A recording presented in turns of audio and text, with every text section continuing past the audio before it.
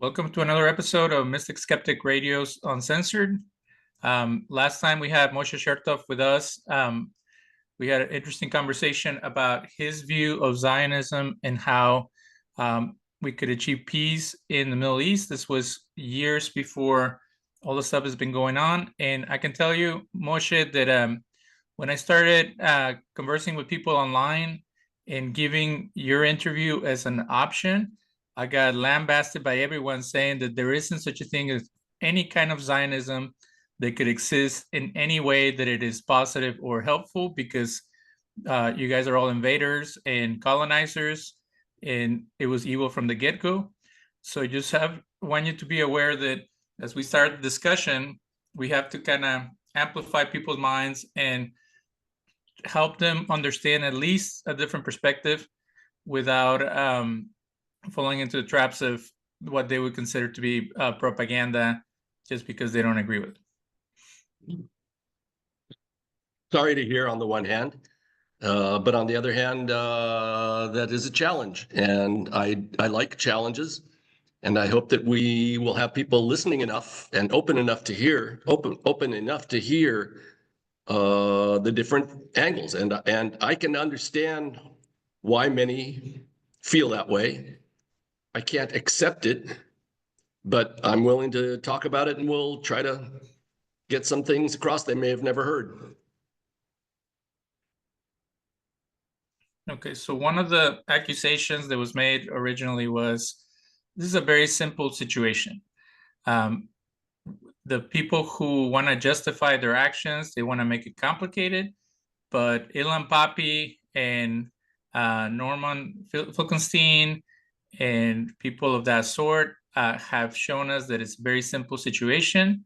The people were hanging out, having fun, and then all these aliens came and took over, pushed everybody out, destroyed and killed as many people as possible, and now people are responding back in kind.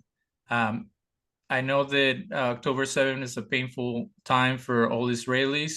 Can you give us a nuanced perspective on what else can we expect from an oppressed people other than for them to retaliate? Well, we each want to stay in our own people's framework and speak among ourselves.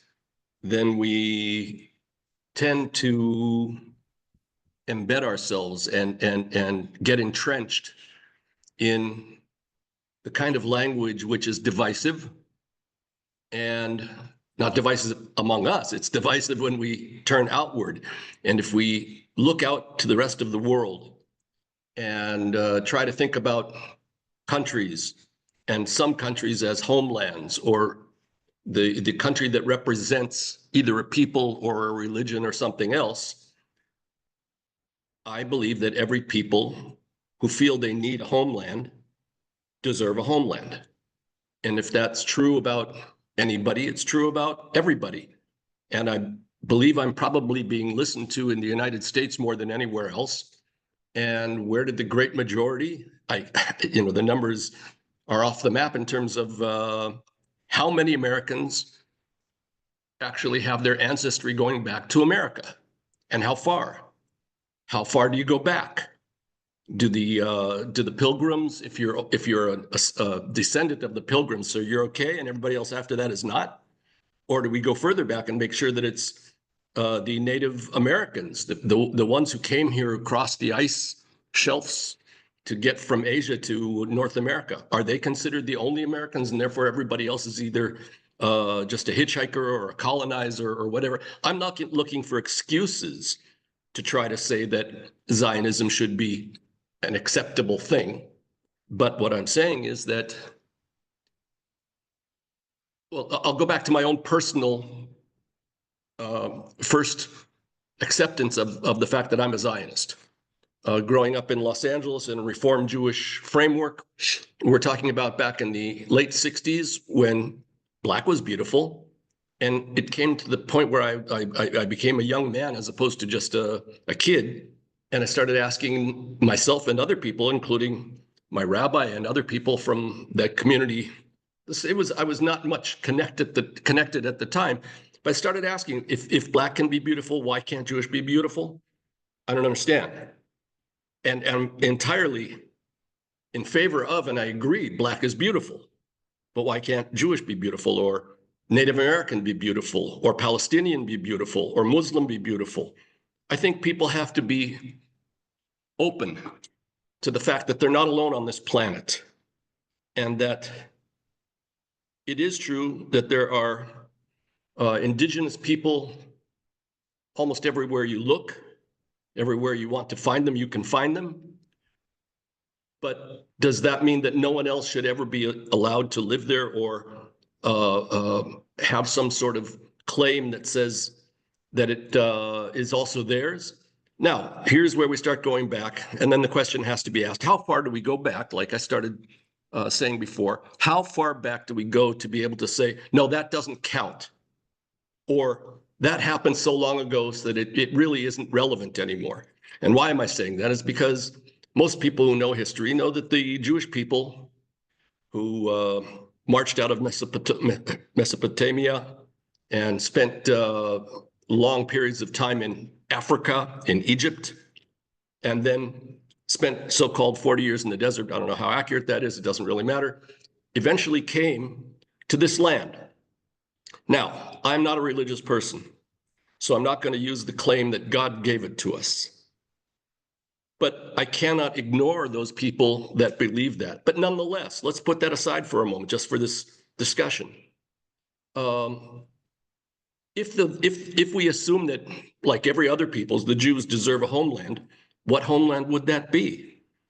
There was a time when we were offered a part of Uganda, or what eventually became Uganda. Why would that be a homeland for the Jewish people? When did we ever live there? How many Jews ever lived there? It's definitely never been a home. On the other hand, if you look back at our scriptures that go way back, we're talking from the time of Moses over 3,000 years ago. We're talking about if we want to call it semi-modern times, since the year 0, if you want to start counting from when Jesus was around, and the Roman Empire. And back then, by the way, and up until about 300 years ago, Jews only were religious. It was only a religion. It was also a people, because it was very enclosed. There wasn't any kind of blending into the societies around them at the time, but they had scattered eventually throughout Europe, throughout North Africa, through the Arab world. Jews lived in all these different places, and they still were a people, but they weren't a nation yet. Now, if you're going to look back and check what constantly came up in the discussions of Jews and in their prayers, and by the way, religious Jews pray a few times a day, and every time they pray, they face Jerusalem. Now, you can say Jerusalem is a country unto itself. No, it was never really a modern country, even until 1948. It had gone through conquerors and empires. But in 1948, it became, there was a partition plan, and it was divided. The area that was held by the British was divided into an area for the Palestinian people and an area for the Jewish people. And by the way, I live in a place on the northern coast of Israel, north of Haifa, if you know the map, and up to the Lebanese border. It's actually from the old city of Akko, which is 4,000 years old, until the border of Akko was never really considered a part of Israel, the land of Israel. And the Jews that lived in Akko for many centuries never buried their dead in Akko or in this area. They went another few miles or kilometers to our east, where the actual line was, and that was in the land of Israel, where they buried their dead. You want to be buried in the land of Israel, even if you worked somewhere else. But since 1948, we had a homeland. It was recognized by the United Nations, and recognized, that is, by the world body who gives recognition to countries that are new countries. And there have been many since then. So why would we talk about Uganda or some land way out in far Eastern Europe toward the stands, the various areas around between Pakistan and Turkey, in that area? What's the point? What's the sense in that? When we have been praying and talking about Jerusalem for centuries and for millennia. Now, that doesn't mean that we have the right to just come in and push anybody and everybody off, or as I've heard, as you said, and I'm quoting, killed as many people as possible. First of all, that's absolutely not true. And it also was not a point of the Zionism at the time. Now, when I say Zionism, let me make it clear. By the way, you can stop me at any time if there's anything that I'm either rambling about or if you want to get more clarification about, so don't feel bad about that. When I say Zionism, and I'm a Zionist, I have to make it very clear. Occupation, hatred, racism is not part of my Zionism. My Zionism is the belief that the Jewish people deserve a homeland and that I think I want to be part of it. I want my children to grow up here in a place where they feel it is their home. It isn't only their home. And therefore I reject the name a Jewish state. I don't want a Jewish state, which gives the feeling of it can be only for Jews. That's not the connotation that I want to be part of. I want a democratic state of Israel that is the homeland of the Jewish people. Why are those two necessarily combined and must be never separated? Because I wouldn't want to live in a state that isn't democratic, that wouldn't afford all of its citizens the same democratic rights and apply the same democratic laws and have the ability to change laws, make laws in their own parliament, which we call the Knesset. I wouldn't want to live in any country like that. But it has to be the homeland for the Jewish people. Therefore, the only difference between Jews and anyone else living here, in my opinion, would be the ability for any Jew that comes here to be automatically accepted as a citizen. They immediately get citizens' rights as opposed to going through a naturalization process or anything like that. So the reason for that has been the historic anti-Semitism of the pogroms of Eastern Europe, and there was the uprising against the Jews in Iraq around 1948, where many were killed and most of them fled. Most Jews at that time, because of the hatred that came out of the establishment of a Jewish homeland, drove most of those Jews out of Lebanon, Syria, Iraq, and all of the Muslim countries in the area. So I would not want to push someone off their land. And there's plenty of land here that can be shared among us. And when I say shared, I mean, I feel an absolute equal and part of this area. And in particular, I'm in the Western Galilee, like I said. I'm part of it with everybody who lives here. In fact, as I'm talking to you now, I'm supposed to be at a march right now because a doctor, a young Arab doctor from a village where I have many friends just to the north of us, was murdered by last week. And the murder rate among Arab citizens is horrifically high. It's between Arabs murdering other Arabs.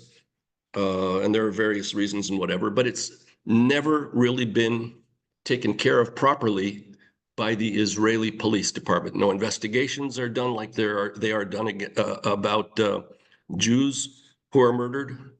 In fact, there are very few cases of murder in the Arab community in which a really deep investigation took place, brought someone to trial, and someone was convicted.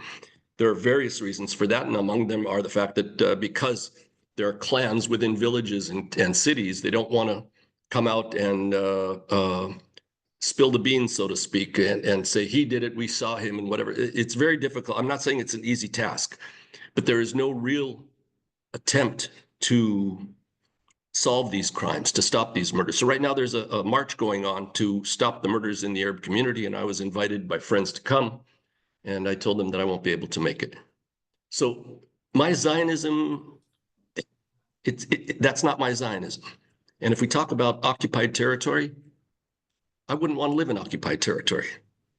When I served in the IDF, I almost never served in the occupied territories, any of them. On the other hand, I also didn't have any task, or my profession in the Army had nothing to do with internal issues, because first of all, I think that's wrong, that the Army has to be taking part in any law, how should we call it? Observance or implementing the law within the country. Armies are meant to stand on borders and protect countries from being invaded. So anyway, and by the way, I am a member of the Forum of Israeli Peace NGOs, of which there are 120 plus NGOs who work constantly, all the time, every day for peace. And I've said, if someone came to me and said, Moshe, we have a great opportunity now to make an agreement with the Palestinians, and it'll end the conflict. It's really good. And I would say, great, what can we do? I say, well, there's only one problem. They want the area around your kibbutz, your communal farm, and that area in the Western Galilee. Without that, they're not going to make the agreement. And I'd tell them, why am I on the phone with you? I'm already packing. Human life is much more valuable than stones, buildings, or actual land. I'm not saying I would happily give up the house that I built 4 years ago, or that I would give up the farmland that I've plowed and cultivated. Of course not. No one wants to just get up and go. Just like the Gazans don't want to just get up and go, even how horrific their situation is right now. They don't want to just say, sure, I'll volunteer to go. Great. Where do you want to send me? No, it's not like that. People aren't like that. And I wouldn't want that to happen to anybody, but I don't want to be ever myself. I don't want to be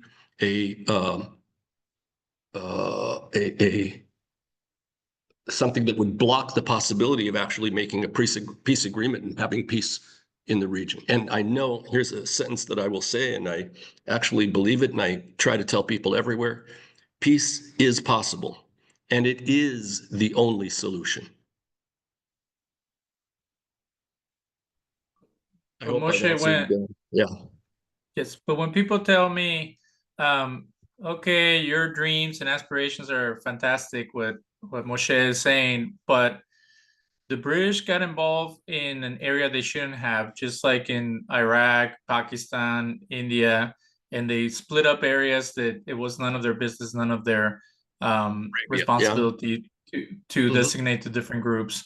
The Jews, as much as they want to claim victims, a light-skinned person will always be treated better no matter where they go. So even though they might not like you because you're a Jew, or make fun of you because of your looks or something like that, you're not pariah like dark-skinned people around the world.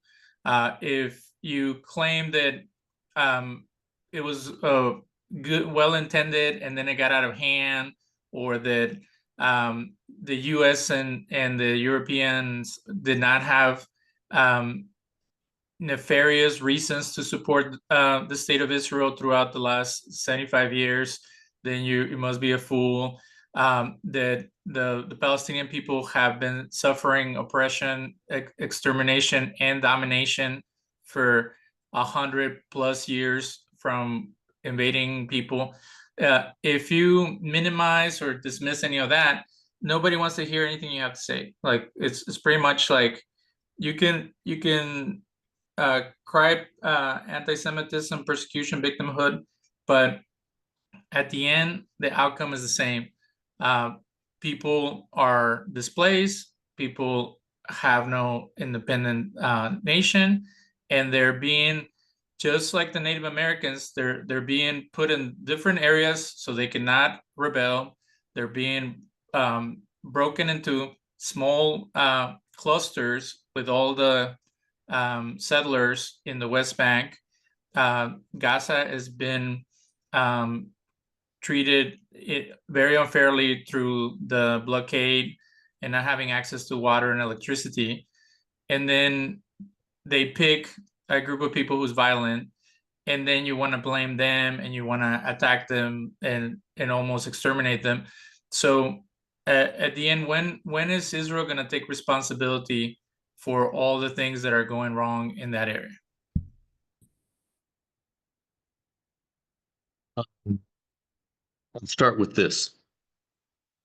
The color of a person's skin has absolutely nothing to do with anything that we're talking about. My son is very dark, has a very dark complexion, and when he doesn't shave, he'll have a problem getting on an airplane. He would look like a terrorist from the Middle East or whatever. He's married to a Yemenite woman whose family comes out of Yemen. They look like Yemenite Arabs. They don't look like Polish Jews.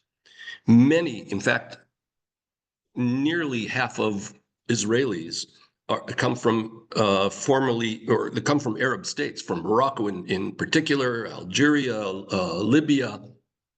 I have my brother-in-law's family is from Lebanon. They're dark skinned. What does that have to do with anything? I know light-skinned Druze and Arabs all around us.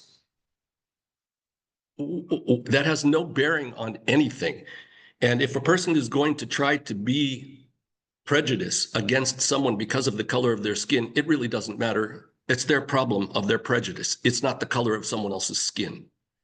And I think that we have to always be careful not to conflate anti-Semitism with anti-Israeli sentiments, opinions, emotions, whatever. I have not felt a constant flow of anti-Semitism for years. I don't remember I've never really felt or suffered from anti-Semitism in the United States. And until I came to Israel in 1974, I don't feel anti-Semitism here except by a very few wacko people who there's no sense in even talking about them. But I definitely understand an anti-Israeli sentiment. But there we have to make also a very important clarification. And I'll use what I told people on Facebook on November 6th, after the last elections in the United States. I said, I will not hate America, and I will not hate Americans. Trump does not equal America or Americans. And I think everyone else around us has to understand that Netanyahu does not equal Israel or Israelis. I think that everyone and anyone has the right to protest against the policies of any government, their own or others, which they feel are being either illegitimate or brutal or they have a prejudice against or racism against or anything against anyone. Of course, I oppose the policies of the farther right than right Netanyahu government, which is currently in power. And I feel very badly that my progressive friends in the United States and those of us progressives in Israel have lost a connection for years. And I've been trying to tell my political leaders that we have to make that connection again. We have to reunite between the liberals and progressives in the United States and the liberals and progressives in Israel. And I said that, I've been saying that for 10 years. And I finally got through to the current leader of our new party. We had a two separate left parties before, and we joined only about a year ago. And he finally understood what I was saying. He said, yeah, you've got to go out and start.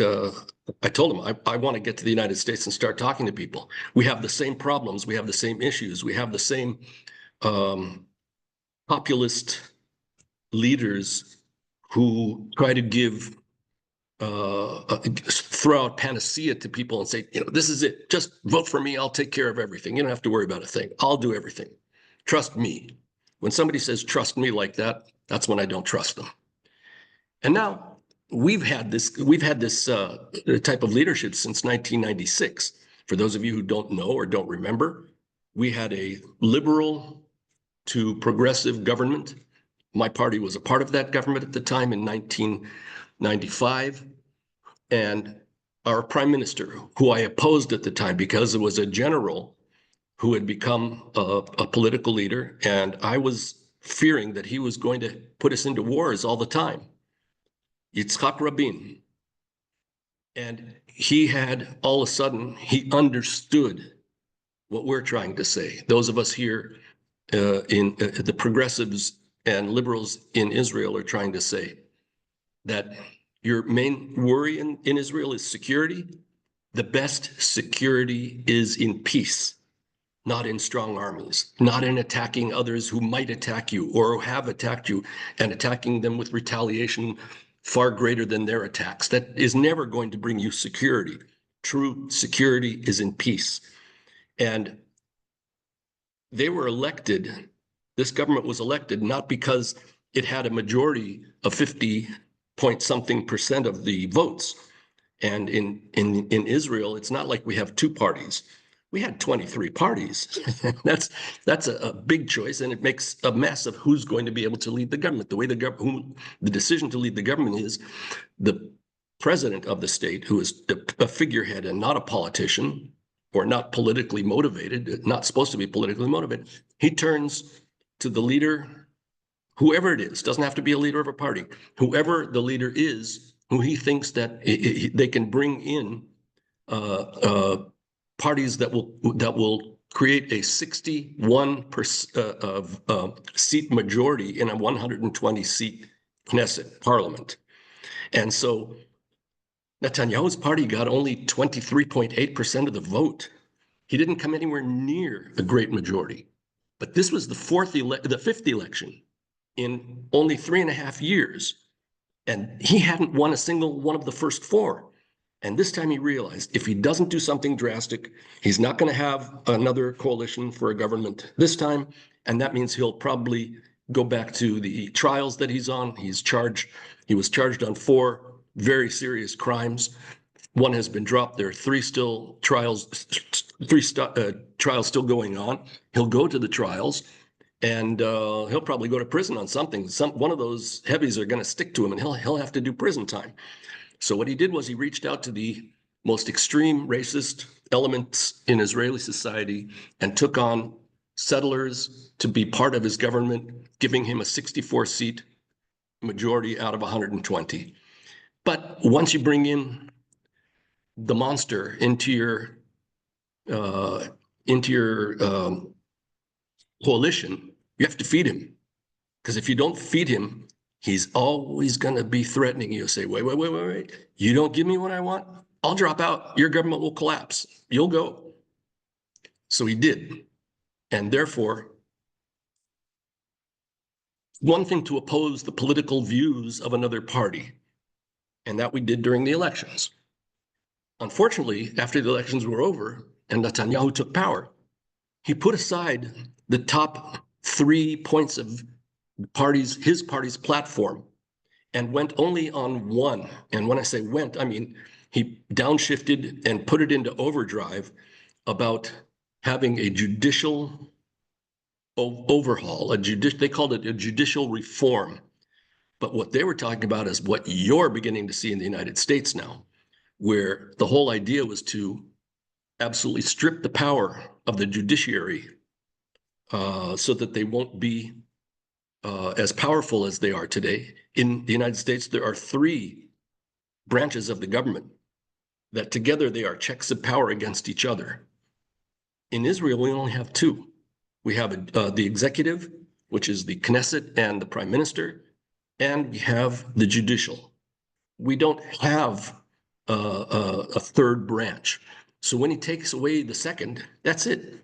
He becomes a dictator. It's an authoritarian rule. Now, going back to Yitzhak Rabin, and he was making peace. We had discussions, and they were developing, and they'd signed Oslo, which wasn't a great deal, but it was an opening of a door, and it wasn't a final status.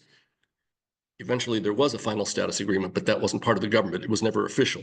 But in any case, the right wing said, you are not going to give away conquered territory, which we don't consider conquered. We consider that liberated territory. It belonged to us because God gave it to us, etc. And that is problematic. What they did was they very simply had rallies, and they'd more or less colored Rabin as a Nazi. They had photos of him in SS uniforms that they, photoshopped, and called him a traitor, and walked around with kids holding his picture and stabbing it with knives and stuff, and really, really heavy duty warmongering. I mean, it was terrible. And all they needed was this one guy who swallowed it hook and all. And he came out of this tremendous peace rally in Tel Aviv with 500,000 people in a country of 8 million people at the time. And this guy came up behind him in the dark, fired 3 shots, assassinated Rabin, and then we had elections after that. Now, if I were in the party that represented that side of politics where this assassin came from, I would have said, no elections. It was someone who came from our camp. We will not take advantage of any elections right now. We will support the government unless something extreme happens. We won't let the government fall. But no, Netanyahu took part. Netanyahu ran for prime minister. And in Israel, Netanyahu has been leading this country since 1996. And he's been getting more extreme and more extreme along the throughout the years, until finally this government came around, and it was just bonkers, absolutely insane. So they came out with their platform, their new platform about the judicial reform at the beginning of January. It took about a couple of weeks before the first protests came out and said, wait a second, we don't have a constitution here. You can't just go ahead and do that. I mean, there's got to be some sort of idea of how, you can change laws and stuff. But these guys, they were on steroids. So the first protest took place in Tel Aviv. There were about 20,000 people. And the country said, we really should be protesting this. We can't just sit back and, these guys are nuts. They're going to take it all the way. I came to the second demonstration. It's about a 2-hour drive south. And I came in the pouring rain to a demonstration with 80,000 people in a square packed with people. I was actually interviewed on CBS. If you want to look at that, that's an interesting interview. But anyway, this is back in February of 2023. And what we saw was, and I remember writing this government is going to bring us to a disaster, to a catastrophe. And a lot of people understood what I was saying and were agreeing with me, but nobody, including myself, could dream about the fact that the catastrophe would be a large number of terrorists, not terrorist cells, which we are used to having, trying to come across the border to murder and to kill or to kidnap, or all three. This was, like 6,000 terrorists came across. Not all of them were terrorists. Some of them were just people living in Gaza and wanted to come across and take what they could take. But the Islamic Jihad and Hamas came across, and they killed over 1,200 people and kidnapped 250 people back into Gaza. Among them, a young lady who was born on my kibbutz. I've taken care of her when she was young, and I know her well. She married onto a kibbutz that's on the Gaza fence, right next to the Gaza fence. And Moshe, yeah, let me just make before one you more go sentence on, here. Yeah. sure. One sentence about these protests is, these protests continued for 39 weeks straight, with over 200,000 protesters every week in the streets, and sometimes more than once a week. And the American equivalent of 200,000 Israelis is 7 million Americans on the streets for 39 straight weeks. That ended on October 7th when we were attacked from Gaza. Okay, so I want you to paint me a picture of October 6th in the sense of people in Gaza. Are they able to go into Israel and work? Same with people in the West Bank. But before you answer that, according to a press release from Hamas to Al Jazeera, they said that the number one reason that they decided to attack was because on Rosh Hashanah 2023, there was, religious Jews on the Temple Mount, and they were encroaching into the Alaska complex. That was the number one reason. When people say that they were doing it because they try to do it peacefully, years back, they tried to do a march of return, and they were shot and attacked. That now they were going to do it violently because they weren't given Not all of a them were chance. shot. Not all of them were shot and attacked. They were prevented from coming. Yes. Okay. I know, but so we're going to look at it from their perspective. But the number one issue was religious encroachment and, apocalyptic mistreatment of a holy site, according to them. But before all that, were they able to leave and return to Gaza? Because I hear that the Palestinians are used as, day laborers in Israel. Do you believe that that creates resentment, or is that an opportunity for them to support their families in these disputed territories? Let's get something straight. If I have a beef with someone, and let's make it clear, there were a number of Jews who came to what we call the Temple Mount, or Haram el-Sharif in Arabic. A number of them came on the Temple Mount, which is not prohibited according to all agreements. By the way, what is prohibited is for Jews to pray on the Temple Mount. And that was a decision made by the Rabbinate of Israel, not by the Waqf of the Muslims in Jerusalem, who represent Muslims around the world. The fact that a number of, and I don't know if it was a handful, if it was 50, or if it was 100, we're not talking about thousands of Jews, when there are thousands and tens of thousands of Muslims who pray on the Temple Mount. And they did not come at the time when Muslims were praying at some holiday, or when the Temple Mount there was no attack involved. But yes, they did go to the Temple Mount, and they did their praying, which was against all of our own rules.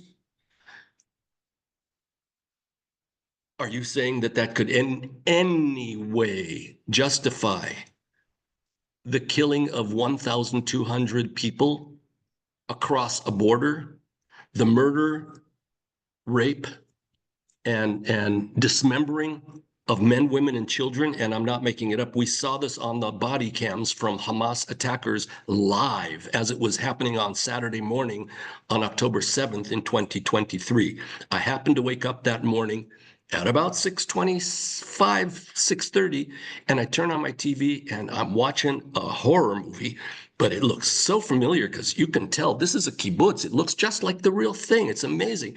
And it took a few minutes to sink in that what I'm watching is the real thing. This is really happening, because I don't live in the South. But in the South, they started their morning at 6:28 with missiles coming across. There were 600 missiles coming into Israel from Gaza in that day. And all of a sudden, the country found itself at war.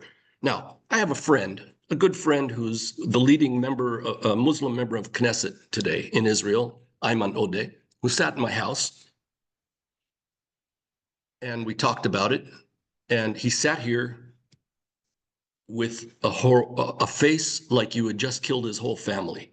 He was in absolute shock. And this is before the reprisal attacks from Israel into Gaza.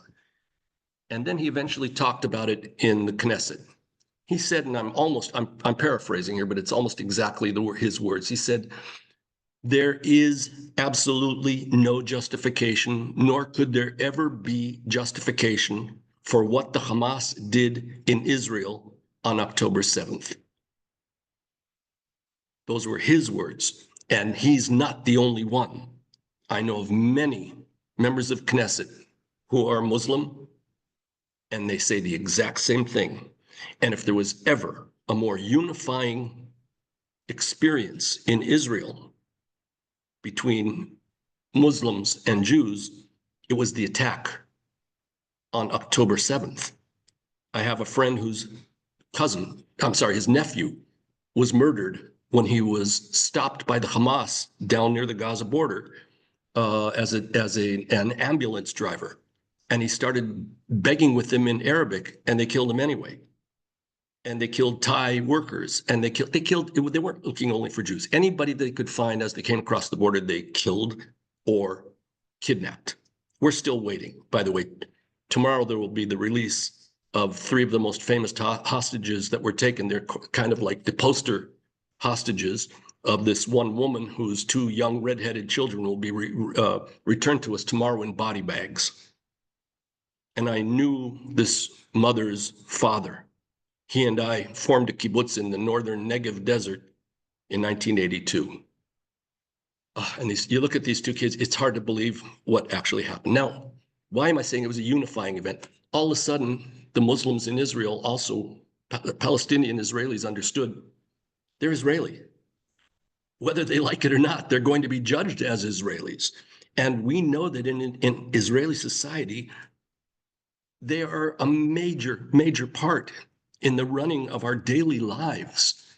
Not only do they serve as members of Knesset, members of the police department, some of them serve in the IDF, but if they all decided one day they're not going to come to work, there would be no hospitals operating, there would be no medical clinics open anywhere. The country would come to a grinding stop. Now, why did Ayman Odeh, this member of Knesset, look so sad? He said, look, they did this as if it were in my name. I, as a Muslim, as a Palestinian, and I'm a member of Knesset who represents all of the Palestinian Israelis. It's like they actually did it in my name. I want absolutely nothing to do with that. There is no justification for that. Now, we have since, with this new government, had some of our extremists go up on the Temple Mount and against the rules of the chief rabbinate in Israel, they do go up on the Temple Mount and they pray every once in a while. But again, we're talking about a few tens. We're not talking about 100 or hundreds. If that's the reason to go kill anybody, something's wrong. And here's my answer to anyone who says anything like that, or who wants to reciprocate or revenge. The extremists on both sides of this conflict are to blame for everything that is happening and has happened until October 7th in the morning. On October 6th, within Israel, there was a fairly peaceful life. I won't say it was great for everybody. There are Jews living in poverty. There are Jews who feel like they don't have any rights. There are obviously Israeli Palestinians who feel they don't get their fair share. There was the previous Netanyahu government passed what is called the nation-state law, which said, you know, we're all equal in this country, but the Jews are more equal. We fought that tooth and nail. In fact, I was the advisor for a Muslim member of Knesset from the city next door to me in Akko, he quit the Knesset the next day. He quit politics. He says, I can't serve in a parliament that has that kind of a law that makes me a second-class citizen. The Arabic language became a secondary language, where beforehand, up until a few years ago, the official languages of Israel were Hebrew, Arabic, English, and French. And there are Jews that study Arabic, there are Arabs that study Hebrew. None of those, either of those two are enough. We don't have enough Jews who understand Arabic, and we don't have enough Arabs who understand Hebrew well enough to actually get to know each other better. Because once we have knowledge of the other, then we have much less fear of the other. And the fear creates hatred and anger that create violence and wars. It's the extremists that are leading us down this slippery slope to hell. Yes, You but will not Moshe, hear. Yes.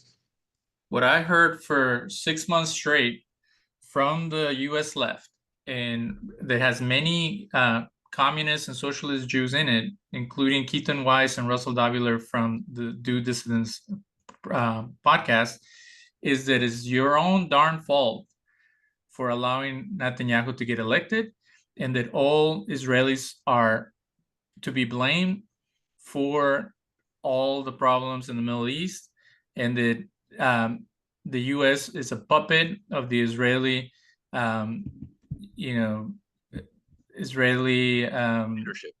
agenda and political pundits, and that we pay for all your guys' destructive actions, and you murder 50,000 people or more out of your own whim. Wait a second. I don't know anybody who said that we'd murdered 50,000.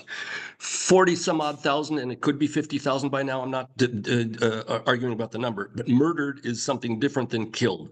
There were many who were killed. There were many who were, you could say that they were murdered because they were not militants or terrorists or holding guns or anything, children, women, obviously. Collateral damage or whatever you want to call it. Yeah, but we cannot say that 50,000 people were murdered by Israelis. That's wrong. Straightforward. Let's make that clear. Well, but this is what's coming out. And just like the Black Lives Matter movement, if you're not part of the solution, you're part of the problem. So we are defending the destruction and occupation and domination of group that cannot defend themselves. And when they do defend themselves, they get accused of all being terrorists, just like many generals, and including Netanyahu, was demonizing all of Gazans. And then your friend Rami Aman says that only 30% of Gazans support Hamas. So why is it that you, as a people or as a nation, have not been able to overcome these extremists who are making you guys look so bad across the world? Let me ask you, David, how long has it been since January 20th? And you still have Donald Trump as your president? How come you haven't gotten rid of him? I've told people, and it is true that I have said that everything that has happened since October 7th, 2023, is the fault of Netanyahu. If it is his responsibility, there are things that are, yes, his responsibility. If it is his accountability, absolutely accountable. He and all of the members of his government are definitely accountable for what has happened. They didn't shoot Israelis. They weren't the ones to go and open a gate necessarily, but their actions enabled that. And when people say, well, if Netanyahu is the problem, why don't you just take him out? And my answer is simple. This is not Romania. We don't go into the presidential palace, take out the president and his wife into the backyard and shoot them in the head. That's not how we do things. Because when we're done, when we do take him out of power, we're going to want a democracy to continue. We want to rule by democratic means. In the United States, and this is what I said before about not hating Americans and not hating America, you elected Trump with, I believe it's 49 point something percent. He didn't even have 50%. But yes, Americans voted for him. And yes, I feel guilty for not having prevented Trump from being elected in the United States, because I was also the vice chair of Democrats abroad in Israel. And we should have done more here, and we should have done more telephone canvassing to the United States, to our former areas where we lived. And the American people are also guilty of the fact that Donald Trump got elected. And I am guilty of the fact that Netanyahu was elected in Israel. Did I not do enough? I canvassed this country as a volunteer, driving tremendous lengths, spending very long days, having conversations with people, having get-togethers, participating in protests. Man, I've been on the streets almost every week since February 2023, whenever it was safe enough, I was out protesting. Every single week, if not more, driving to Tel Aviv, driving to the hostages square. Now, I'm not going to say that every single Israeli soldier was a nice guy and did only what he was told to do, or that that he did things constantly with the Geneva Conventions in the back of his head, what he's allowed to do and what he isn't allowed to do. No, there were people who I imagine, I wasn't there. There were Israeli soldiers that I have seen who have done things which are against international law. Occupation is against international law. The state of Israel is not against international law. It was created by international law. And by the way, the Geneva conventions were created because of the Holocaust, for what happened to the Jewish people. And if there's any country that should be the one shining example of maintaining and working only according to the Geneva Conventions, it should be Israel. So don't come to us and blame us for not taking out Netanyahu. Americans are not about to take out Donald Trump. And I don't think that they should. You should stand in his face every opportunity you have. You should use as loud speakers as you can. You should fill the streets as we did with the American equivalent of 7 million people every single week protesting downtown, jamming traffic, stopping the country here and there from regular work days, etc. Yeah, you got to do that. But I cannot say that most of the country, by the way, Netanyahu and his government only have some 40% support currently. They're in the minority.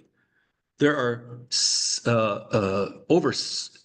around 60% of the people in the country want immediate elections. And there are those that still support Netanyahu, but there are 64% of Israelis who support immediate elections and that he should step down and that he should not be allowed to participate in the elections again because he's on trial for some of the worst crimes that a politician can be charged with. He should, if he were a moral person, he would step aside and say, I'm going to step aside until I'm cleared of all of my charges. Here, this is my next in line. He'll take care. He didn't do that. Am I guilty of not shooting him or having him assassinated? Excuse me. That's not a conversation we're going to have. And I don't think the Americans should have that conversation. On the other hand, all of Los Angeles downtown should be blocked off at every freeway with about 5,000 people in every single freeway interchange, blocking traffic. And downtowns should not be operating in any major city in America until they realize they can't get away with what they're doing, because what they're doing has nothing to do with their right as of having won the American elections. At least you have a constitution. In Israel, we still don't have a constitution. We're fighting for that too. It's a real struggle living here. I got to tell you, it hasn't been a walk in the park since I came here in 1974. It hasn't been easy. I've served in the army, and I've served for many years. Did you ever go to Gaza before? Did you ever go to Gaza before the war broke out? I was never serving in Gaza. I served in the Sinai Peninsula before the peace accords with Egypt, and I remember walking by myself from one junction to another junction in Gaza. Yeah, I didn't feel any real danger. I didn't point my gun at anybody. I wasn't guarded or surrounded by anybody guarding. No, those were different days. And there were different times when there were pressures and other times when there were less pressures. Were the Gazans ever happy with what happened? I don't think they've ever been happy. Seriously. They weren't happy with the way the Egyptians were taking care of them before 1967. They weren't happy with the way the Israelis were supposedly taking care of them since then. When we finally, our prime minister, who was a right-winger, said we have to leave Gaza, he did it in all of the wrong ways. He, in essence, paved the way for Hamas to take over. There was a scorched earth policy of any synagogue being torn down as opposed to giving it to the Muslims who are going to live there. Hot houses being torn down, buildings being torn down. And yes, we left. But did we really leave Gaza? No. What do I mean? The south border with Gaza is the border with Egypt. That's closed. The Egyptians don't want them and won't let them pass through. Very, very little goes through those, the crossing into Egypt. On the Mediterranean side, that has been open until we had a blockade, and I'll explain that. The northern side was the Israeli border, which there was no crossing. The eastern border was Israel, which was also a border. It was blocked. You can't just come across. At some point when, after Hamas took over in Gaza and started sending missiles into Israel all the time, all the time, you couldn't have a regular work week because you had missiles being fired at either you or your family in the south of Israel. And eventually it became unbearable to the extent that Israel declared a naval blockade on Gaza, which, if you consider the fact that Egypt takes the south, Israel takes the east and the north, and now you have a blockade on the west, the only way in or out is in the air. And we destroyed the airport that we built for them. And we put an aerial blockade in also. So in essence, they were blocked in. There's some people who call it the largest open prison in the world.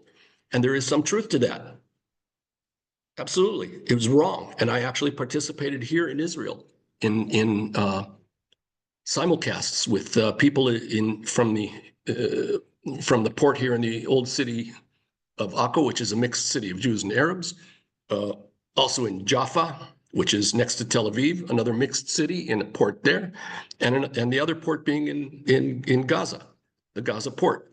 I remember taking part in that to stop the naval blockade, because what was coming in were parts for missiles and parts for weapons and weapons themselves. And so Israel created a blockade and said, no, that's no more of that. That's not going to happen. Now, of course, who suffers when this stuff happens? The poorest suffer. Those that had nothing to do with violence or bloodshed or terror or anything else. All of this is wrong, and it has to be stopped. This has to be the last Israeli-Palestinian war. If people haven't understood that until now is the time to get it into your head. This has to be the last Israeli-Palestinian war. We have to not only make sure that we end this war tomorrow, not in weeks. Tomorrow, the war has to be stopped. And we must immediately begin negotiations for ending the conflict forever. The problem is that Netanyahu doesn't want to do all of that, because once the war is stopped, he will step down and there will be elections and he will lose and he will go to trial and he might go to prison. But his government is not coming back, according to all of the polls. They're in really bad shape. So he's not in a rush to end the war. Had we ended the war back in May, when there was an agreement on the books and it was being discussed,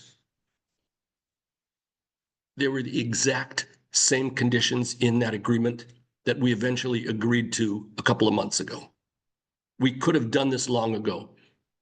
Many Palestinians in Gaza have been killed since then. Many of our hostages have been killed since then. And this is all to buy time for Netanyahu. His reasoning for everything that he does is not for the betterment of the state of Israel or its citizens or any of the occupied territories or the countries around him. It is for him, his family, and the people who support him. That's it. And people are dying all the time. And our country is going down the tubes with brain drain, with people leaving the country who were part of this so-called high-tech nation, which we actually are. I mean, it's an amazing thing. I worked in high-tech for 23 years. I worked in high-tech, but people are leaving. What kind of future do we have for our children here? What about Trump and Jared Kushner's bright idea to depopulize Gaza, expel everyone, and then turn it into resort Riviera? That you were being facetious when you said smart idea. It's a disgusting, evil idea, and to say, no, no, no, we're not going to force anyone out. This is going to be voluntary. People will voluntarily leave. Why would they want to live there? It's all totally demolished, and it is a war zone, and it's very dangerous. Well, guess what? If someone put a gun up to your head and said, you want to leave? You say, no, no, no, no, you didn't understand. I say, do you want to leave? And they'll say, I don't want to. No, you don't understand. I'm cocking the gun right now. Do you want to leave? Oh, yes, yes, I'm leaving. I'm leaving. I'm leaving. They're volunteering, right? There's no voluntary people who want to voluntarily leave Gaza. I'm not saying there are none. I'm sorry. There might be some who have had enough, who don't see any hope for any future, for anything normal for their families. And I understand that. And as you mentioned, my friend Rami Aman is one of them. Who he wants to go back, but he is currently living in Cairo. And I have other friends who I talk to in Gaza, and they would like to be able to leave also, but they don't have enough money. You have to buy your way out. And there, I'm sure, are great numbers of Gazans who don't support Hamas. And if they could, they would overthrow Hamas. And if they could, they would want to live together in a two-state solution, having Gaza and the West Bank being the state of Palestine, the homeland of the Palestinian people, and a state of Israel next door to it, being friends of, supporters of, and helping each other. We have okay, I lost you there for a second. We have what to give them, they have what to give us. In fact, a friend of mine who's a billionaire high-tech mogul, he created a company that eventually got bought out for $7 billion. He formed, his first branch was in the Nazareth industrial zone in the north of Israel, but he put it in specifically in the Arab area of Nazareth so that young Arabs could have work in high-tech, Israeli high-tech. Then he opened a branch of it in Ramallah, in the West Bank, so that Palestinians could get involved in high-tech and have an idea how they can make their lives better. And then, are you sitting down for this one? He opened a branch in Gaza. There was Israeli high-tech in Gaza. This guy thought that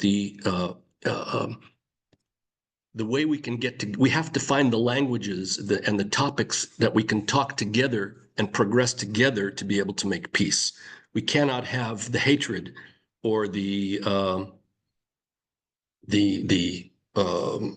carrying on our backs all of the horror of what happened since modern Zionism started bringing Jews like myself back to Israel, or since the establishment of the state of Israel in 48. We have to move on. And we, for instance, in the Forum of Israeli Peace NGOs, are working now to recreate what once was called the Voice of Peace, a radio station. Back then it was AM/FM. Now it will be an internet radio station, where we'll have a broadcast from the Palestinian areas of the West Bank and also from Israel. And we are going to be talking peace as much as we can. And we are pushing for it. We had, by the way, I don't know how often that happened. In most countries, this kind of thing doesn't happen. But in July 1st, in 2024, we had a peace conference in Tel Aviv, in what would be considered the Madison Square Garden of Israel. It's not as big, but we filled the place with over 6,000 people. And it was amazing. And it was mainly for those of us in the peace movement and peace activists to understand we're doing something, but we're not alone. There's a lot of people doing this, and a lot of people want to be doing this, and they want to believe in it. And it's hard for them after they've seen friends or family or, through one connection or another. There's almost everybody in this country, including Palestinian Israelis, who are 21% of our population. There's almost nobody who doesn't know someone who's affected in this war, affected meaning being either killed or kidnapped. And so it's time to get it over. It's not, and people will say on the right wing, especially in Israel, and the right wing will say, it's so naive to talk about peace. Come on, we've tried that before, it's never worked. When did we try it? Really? You think we've actually tried it? I mean, Rabin was getting close to trying it. He never really, it was never really enacted other than what was agreed upon in Oslo. which gave certain autonomy to the Palestinian Authority and certain areas, but not all, and whatever. It was never really tried. But you mean to tell me that the current platform of having war after war after war, that's really solved any problems? That's not naive?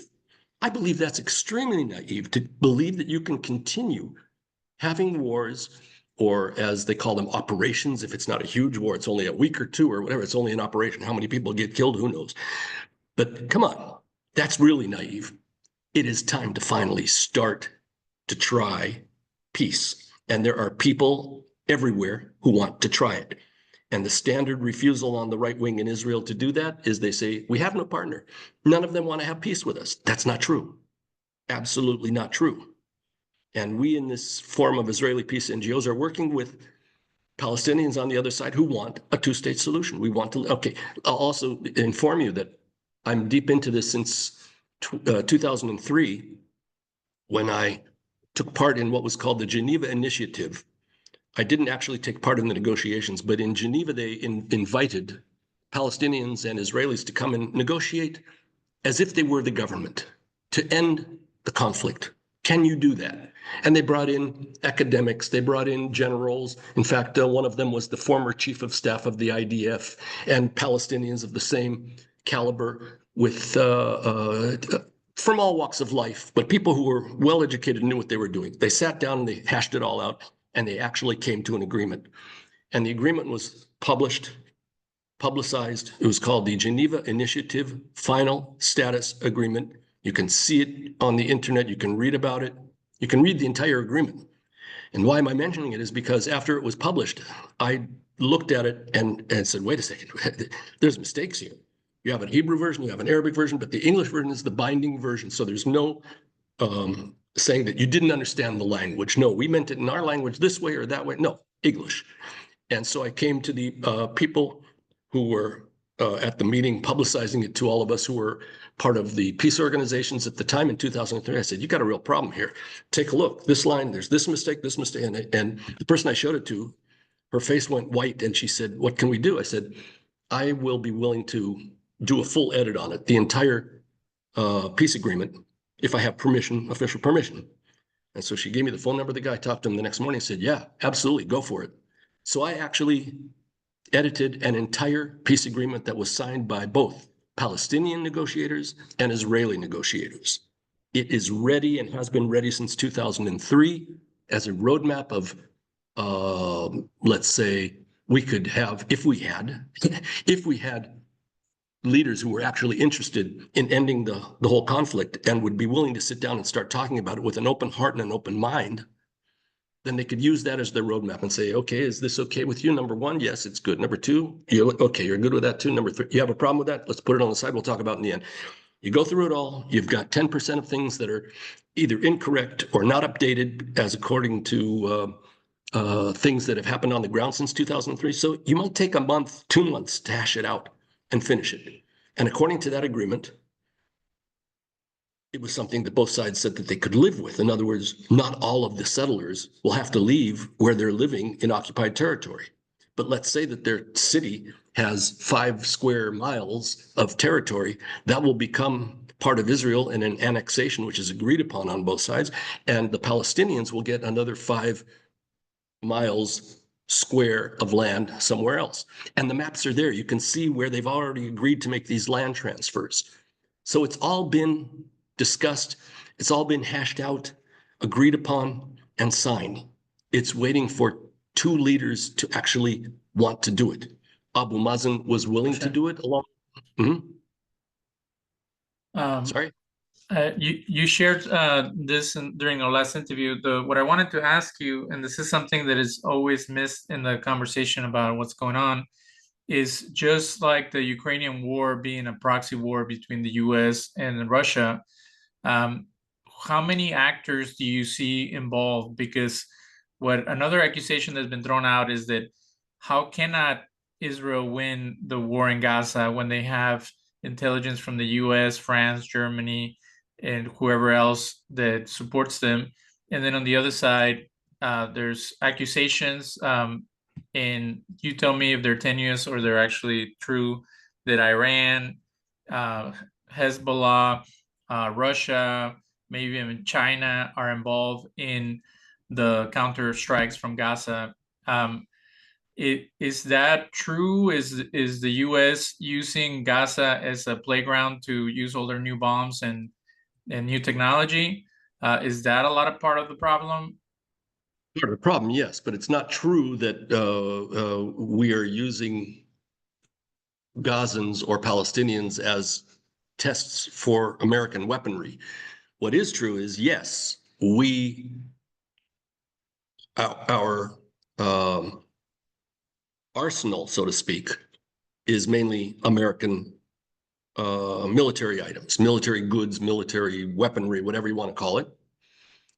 Just like before 1973, Egypt had its arsenal mainly supplied by the Soviet Union at the time. After that, they gave that up and went to the Americans and then made peace with Israel, which, by the way, has held until today, over 40 years, and there have been no attacks on one side or the other from one side or the other. In any case, so it isn't true that it's really just a test ground for. It is true that we have bought or been given to major extent, been given armaments needed, but it was mainly supposed to be for the defense of Israel. These were not supposed to be weapons of offense, of attack. And then it becomes a gray area. And like just yesterday or the day before, for instance, I saw Caterpillar tractors.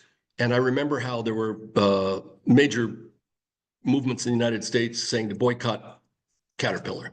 But what I saw was a video of yesterday having hundreds of Caterpillar tractors about to go into Gaza to help rebuild Gaza. Did we really want to boycott Caterpillar? Do we really want to blame one person or another? Or let's get down to the real issues. There is no reason we should be at war. I am willing.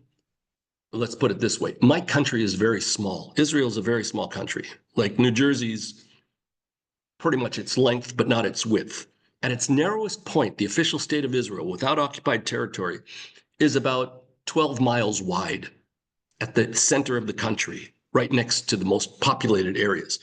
So that if some other country, some other force would come through and try to cut Israel in half, it wouldn't be that difficult. Obviously, today it's not an easy, let's just drive up there and separate the country. But we're talking about a very small country. And as my friend who passed away, a former member of Knesset, a wonderful person, said that I love my country so much, I love my homeland so much, that I'm willing to give away parts of it to be able to live in peace with what's left of it. And that means I don't need a greater Israel, as the right wing would call it, to have all of the West Bank part of Israel. And there are the extremists among the extremists who would have greater Israel go all the way to Baghdad. That's insane. I don't want even the West Bank. What I want is that my neighbor, and let's look at it as my next door neighbor, I want my next door neighbor to feel like he has a homeland where his people will feel at home, where they can come from wherever they live in their diaspora as a matter of choice, or if they were forced out or whatever, it doesn't matter. They're free to come back to live in the state, a democratic state of Palestine. And this is what was decided upon in this Geneva Initiative Final Status Agreement. There is the law of return is taken into consideration. There is the running of the holy places in Jerusalem as part of this agreement. Everything was decided in this agreement down to where the water will come from for each of these communities, where their sewers will flow, what wavelengths they will get in FM or AM or shortwave or whatever. Very, very, very intense and detailed agreement. So what I'm looking at nowadays, and actually what I was working on with Ayman Odeh, the Muslim MK back over a year ago, we were working on the Biden plan.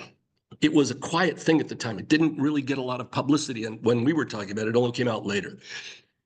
As we could see, the Biden plan was the real solution to almost everything, far beyond stopping, just stopping the war.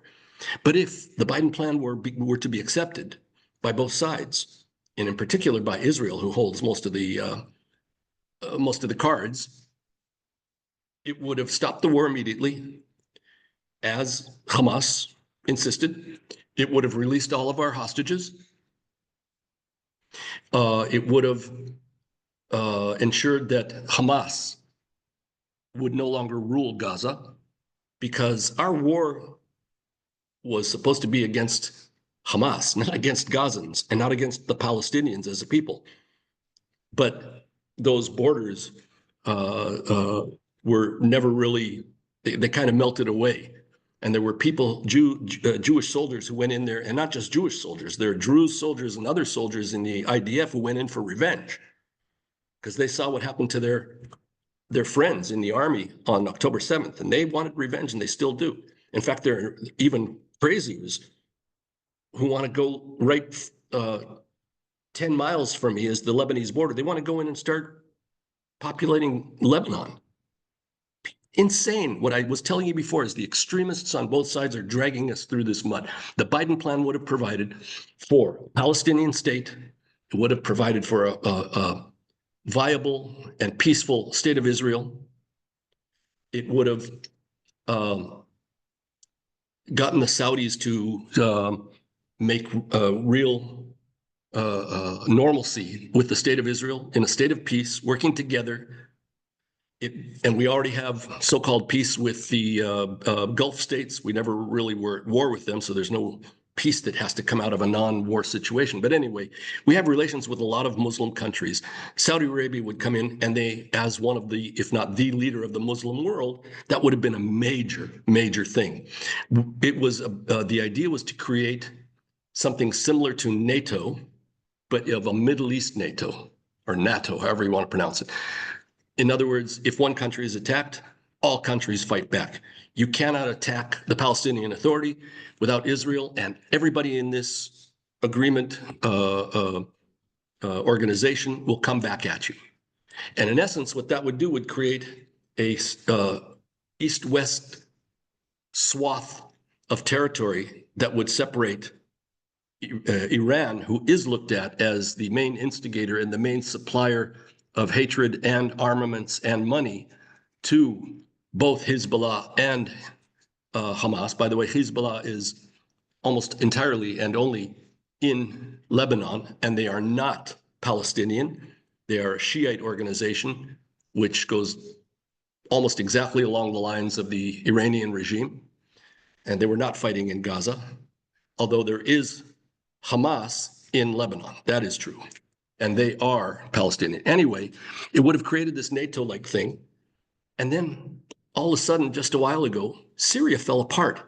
And now you have the ability to try to influence a peaceful Syria that would be with good relations with Israel, with the United States, with Jordan, who Israel has peace with Egypt, which Israel has peace with, the Gulf states. You have an entirely different map of the Middle East where we live in cooperation and have a mutual future, a shared future, which would, for instance, be able to bypass the Suez Canal. You remember when that ship clogged, that got stuck in the middle of the Suez Canal, and all of the West was stuck without building materials, without cars coming in. All of the commerce, the world commerce stopped because of one ship stuck in the Suez Canal. This agreement in the Biden plan would have enabled ships to come through the Atlantic, through the Mediterranean, come to the port of Haifa, offload onto trains. The trains would then take it across Israel, which is probably about an hour, hour and a half train ride, across the Jordan River into Jordan. From that point, it would go south to the border between Jordan and Saudi Arabia, and a parallel line would go from the Israeli side of the Jordanian border down to Eilat, and then cross the border there. And from there, it would go across the north of Saudi Arabia to the Persian Gulf, where they would, again, load those goods and containers onto other ships and continue on. You've now created a way of preventing world commerce from being stuck, either by someone blocking the Straits of Tiran, like in 1967, or to block Israel from or block anybody in Europe at the Gibraltar Straits or block the Suez Canal. You have options open that never existed before. A train that you could take all the way from Israel to India, all the way across. And now Lebanon has all of a sudden changed. They have a new prime minister. There is the possibility of Lebanon, Syria, Israel, Palestine, Jordan, Egypt, Saudi Arabia, and the Gulf states, and Morocco, all being part of one union that work together for each other and against anyone who threatens any of them. And by the way, let's not forget that we have the Houthi, who are the tribe that have rebelled against the government in Yemen and who have bombed Saudi Arabian oil fields and created havoc for the petroleum goods in the world. They would also be taken out by this NATO-like body that would be formed. So it's far beyond just having peace, and the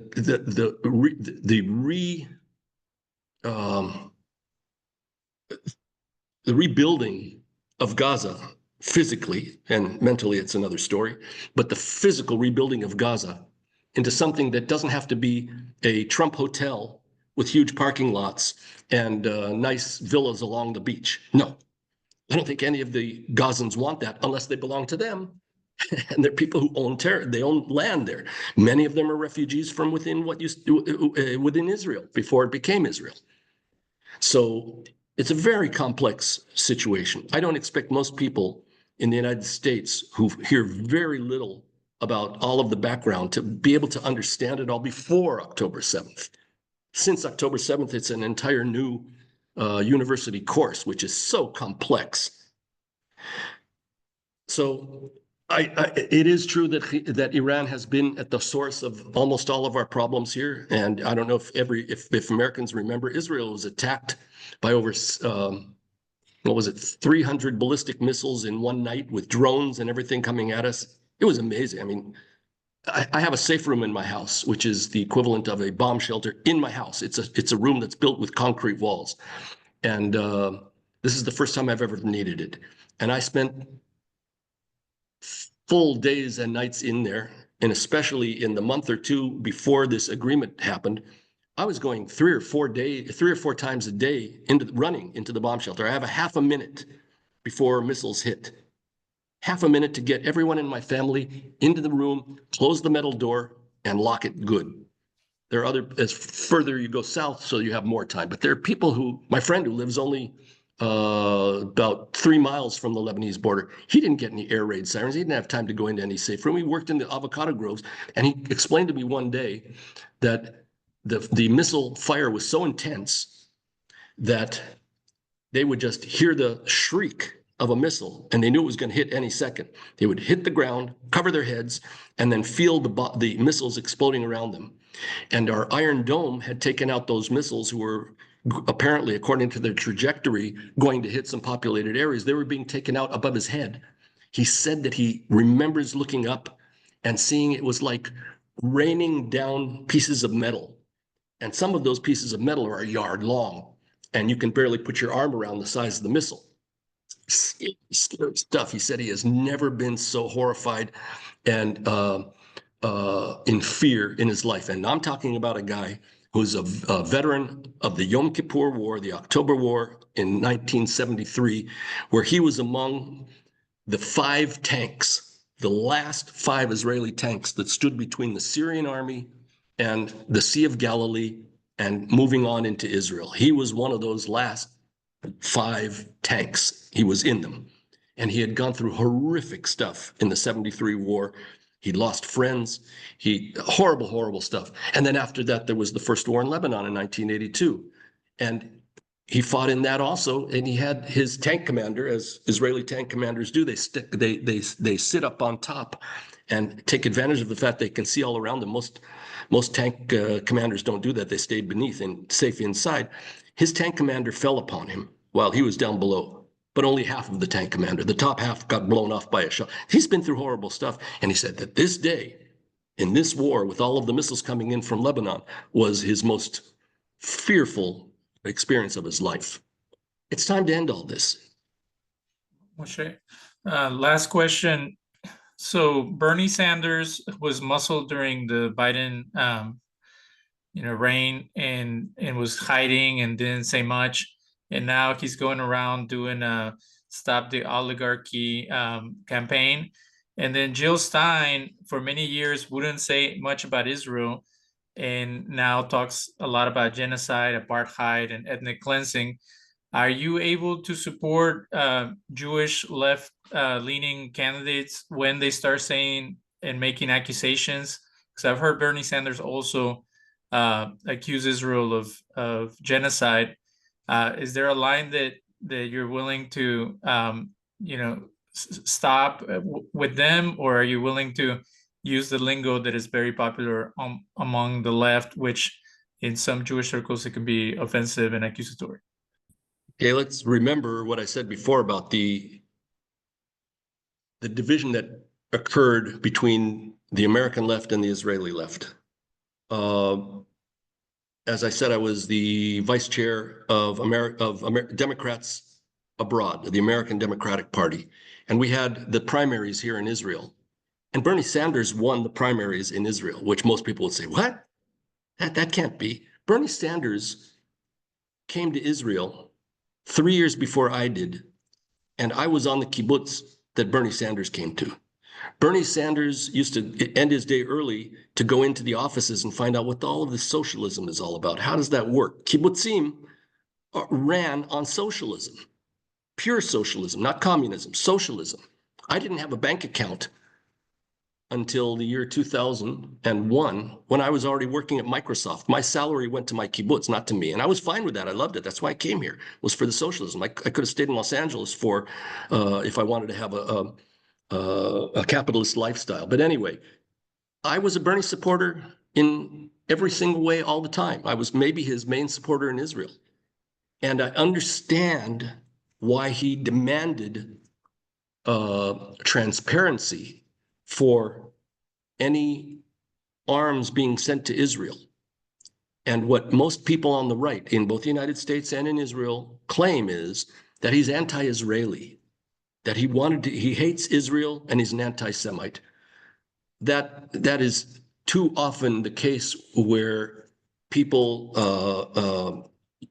take a look at what is being said against Israel and they conflate that with anti-Semitism. It is not necessarily the case. It can be in some cases. But Bernie lost family in the Holocaust. Bernie loves the state of Israel. That doesn't mean he loves the policies of the government of the state of Israel. Either do I. Either do 50% of Israelis, or it used to be 45%. And right now it's the majority, it's 60 some odd percent don't like the policies of the state of Israel. And does that mean that he's against us or hates us? No.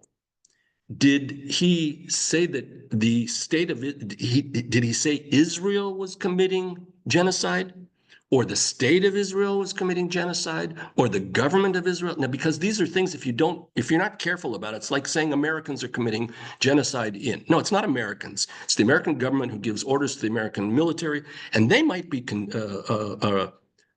committing genocide. Genocide has different connotations to different people. To the Jewish people, there was one genocide, and that was called the Holocaust. And when Israelis say, this was a Holocaust here, and they were Nazis that attacked, I said, no. Stop. These are not Nazis. They're radical Islamic extremists. They're not Nazis. They've been very similar in their language and in their goals, but they're not Nazis, and this is not a Holocaust. We lost half of our people in a Holocaust, in a genocide. What has happened in Gaza is horrific, beyond any of my worst nightmares. I could not imagine we would ever kill that many people. I would never imagine, it doesn't matter who would kill that many Gazans.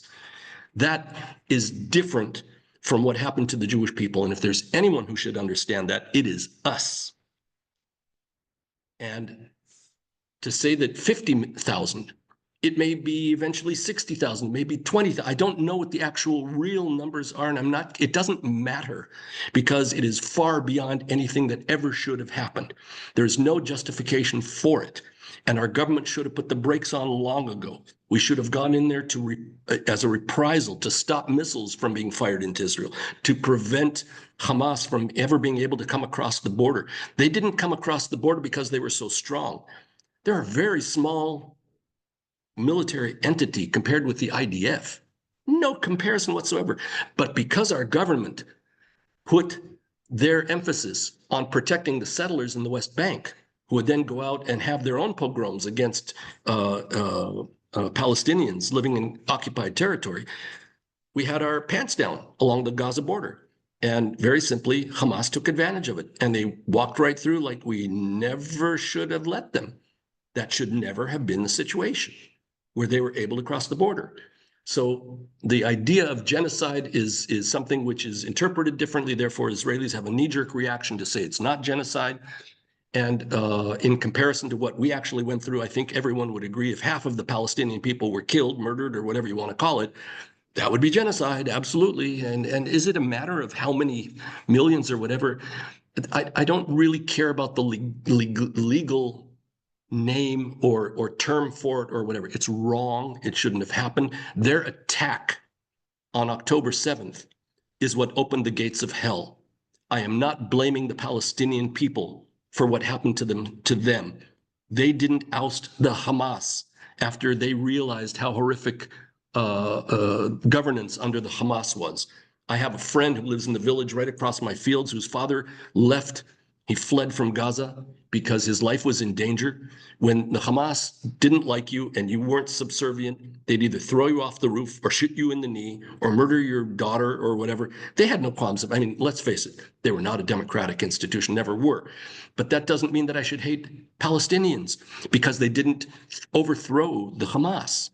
We have to support each other. Those of us who are, shall we call ourselves sane or democratic or liberal or whatever, as opposed to those who are authoritarian or religious extremists or any kind of extremists. We have to work together and we should not be blaming each other. I want to come to the United States to explain that to Jill Stein, to Bernie Sanders. Bernie Sanders, by the way, met with my friend whose daughter was abducted in the South. He went to Washington to try to get her release. And he sat with President Biden. He sat with Kamala Harris for a half hour just between the two of them. And he met with Bernie Sanders and he met with many members of the Senate and the Congress. And eventually, after his daughter was released, they were invited to come and sit in the State of the Nation session of Congress. And they were sitting up in the upper, what do they call it, the upper level. And then eventually, he and his daughter, whose name is Liat Atzili, who wrote an absolutely fantastic letter to the editors of the editors of the New York Times. You might want to look for that. Her name is Liat, L-I-A-T, Atzili, A-T-Z-I-L-I. And he met with, the two of them sat with President Biden in the Oval Office for an hour and a half, a week before he decided not to run. The man, I was told from my friend Yehuda, I was told that Biden was as sharp as a laser. He knew all of the facts and the names, and he was asking questions. He really felt for the hostages and their families. And there was only so much he could have done. And he didn't do enough, in our opinion. But on the other hand, what has Trump done? Just made statements. He's going to have all hell break loose. Is there anything supporting the fact that he would do that? I don't know. No one really knows. Does anyone want to test him? No, the guy's nuts. So the question is, who did more for it? That's not a question. We all have to realize it has to stop. Jill Stein, I don't even look in that direction that much because she was never really a pertinent force in American politics other than the votes that she took away from, let's say in 2016, that she took away from the Democrats. Okay, but that's not the main problem. I don't look for blame on other people for what we didn't do well enough. We as Democrats did not win in 2016, and we did not win again in 2024. I take blame for that. I look back and try to evaluate what I didn't do enough of, what I did wrong. Same thing in the last 2022 elections in Israel. We should not have enabled that to happen. And now most Israelis understand what the real danger is when you have an authoritarian in government and what he's capable of doing and what catastrophe he can bring to his people. And only now, in 2025, are Americans beginning to understand what the real danger is here. They didn't understand it on January 6th back then. They saw a bunch of crazies and they thought, okay, well, we're a strong enough country, we'll take care. No, you cannot let this kind of stuff happen. And therefore, I'm more interested in addressing the solutions and not looking for who's to blame right now. We all have blame. And if you don't know it, you should really look deep into yourself and try to figure out where you could have done either better or not have done something worse. I really want us to get together, American progressives and liberals, Israeli progressives and liberals, and we can put both of our countries back on the track to being a normal and even exemplary country for democracies in the world. And I hope we can get there. It's going to be a hard a path. Won't be easy. And they're the aggressive ones. We're the passive ones. And so we're already at a disadvantage, but we've got to do it. We have no chance and have no choice. I want to see 7 million Americans on the streets every week for 39 weeks or more, and as long as it takes to stop Trump. For those who supported him in a very passive way, and they said that he's the best alternative. He's at least not the he's not the what do we call it? He's not those that represent the I'm sorry for my English. I'm forgetting it here. Establishment. He does not represent the establishment where Biden and Harris represented the establishment. And that was the real deciding factor back in 2016. It was not Republicans defeating the Democrats. It was those who were anti-establishment against those who represented establishment. It doesn't mean they really were not. It's how they were perceived by the voters. And so it's time we start trying to figure out how we can actually represent the majority of American people and stop looking at things in terms of left and right. And I definitely know the difference between left and right.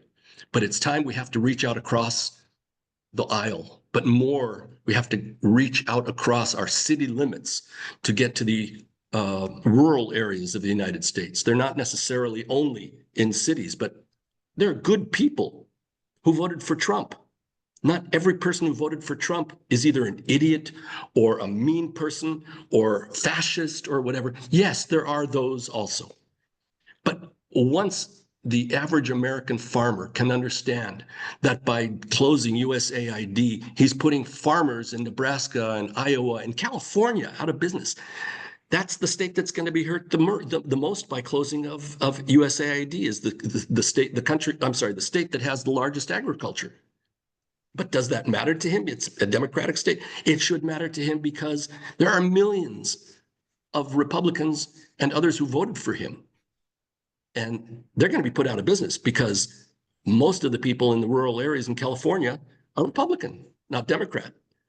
So we have to start getting rid of all of these lines that separate us. Jill Stein, I'm sure, is a wonderful person. Bernie, I know, is a wonderful person. I support almost everything he says, everything he does. I would like to also talk to AOC, who my friend also had a time with and talked with her. And she also supports Israel's right to exist and right to defend itself and whatever. But we all have to be very careful about how we express these ideas and express our support for things when it comes to military conflict.